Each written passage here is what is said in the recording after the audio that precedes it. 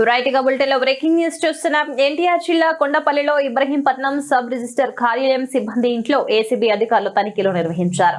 Register కార్యాలయంలో junior assistant గా విధులు నిర్వహిస్తున్న దివ్య ఇంట్లో అధికారులు తనిఖీలు చేశారు. తనిఖీల అనంతరం కూడా ఇన్ఛార్జ్ సబ్ రిజిస్టర్ గా విధులు నిర్వహిస్తున్న మహమ్మద్ ఇంట్లో కూడా తనిఖీలు చేయడంపై పలు అనుమానాలకు తావిస్తోంది. ఇబ్రహీంపట్నం సబ్ రిజిస్టర్ కార్యాలయంలో తాజాగా మరోసారి తనిఖీలు జరగడంతో కార్యాలయ సిబ్బంది భయాందోళనకు గురవుతున్నారు.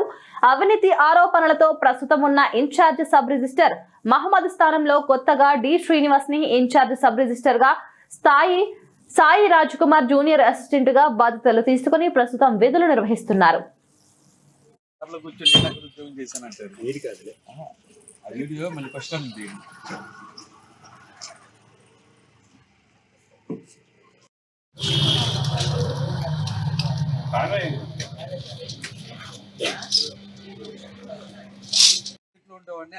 ఇప్పుడు దీన్ని మళ్ళీ పట్టుకొని దీన్ని నేను మెయిన్ క్యాండిడేట్ మళ్ళీ కార్లో కూర్చొని నేను అక్కడ ఉద్యోగం చేశానంటారు.